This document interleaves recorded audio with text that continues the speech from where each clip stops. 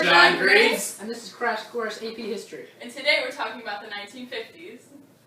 Mr. Greens! Weren't the 1950s a time of progression?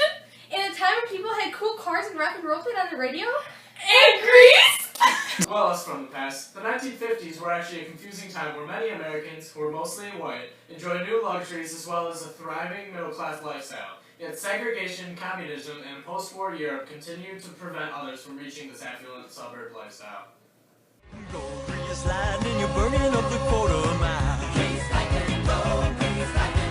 After World War II, several events changed how society functioned and how people lived. Communism from the USSR and capitalism from America developed a somewhat silent turf war over weakened post-war countries. The Marshall Plan, enacted in 1948 by Congress, hoped to entice said countries to adopt a Western democracy and economy. Oh, it's time for the mystery document? The rules here are simple. I try to guess the document. If I'm wrong, I get wet. In this anxious autumn for America, one fact looms above all others in our people's mind. One tragedy challenges all men dedicated to the work of peace. One work shouts now to all those who foolishly pretend that ours is not a nation at war. This fact is tragedy. This word is Korea. A small country, Korea has been more than 2 years battleground for the costliest foreign war of our nation has fought. Expecting the 2 world wars, it shall be a burial ground for 2,000 Americans dead. So, it's Korea, so like, President Lyndon B. Johnson?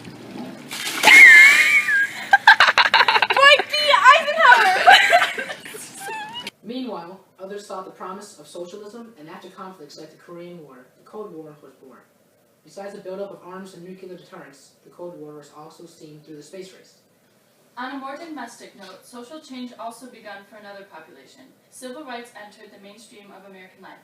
For example, in 1954, in the landmark Brown v. Board of Education case, the Supreme Court declared that the separate educational facilities for black children were inherently unequal. In response, many Southern whites resisted the Brown ruling by withdrawing white children from schools and blatantly ignoring the law. Despite these efforts, the movement towards civil rights spread throughout the country.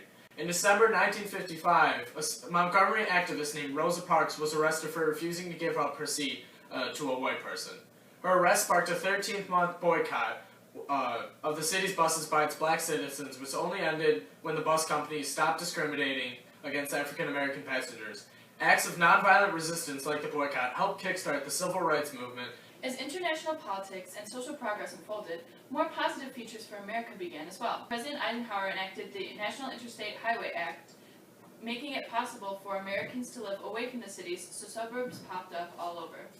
Ease of travel and expansion of business led to a great upswing for economy, further allowing for suburbanites to enjoy amenities like washing machines, the radio, and the increasingly common television set. Well, we always had a lot of fun with this one. The Jailhouse Rock. Everybody in the wholesale block was dancing to the Jailhouse Rock. One of Elvis's most famous songs, Jailhouse Rock, led the way for the rock and roll genre of music. As a generation of young adults finished military service, bought houses in suburbia, and longed for stability and conformity, their children seemed to take comfort for granted. They wanted to release the tensions that bubbled beneath the smooth surface of post-war America. The 1950s were a time of great change and progression. It saw as the beginning and early development of the Cold War.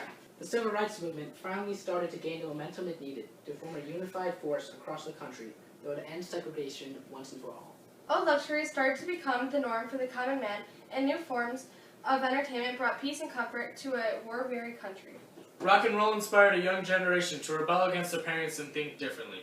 The 50s brought a new wave of thinking and progression that led to the future we have today. Thanks, and I'll see you then.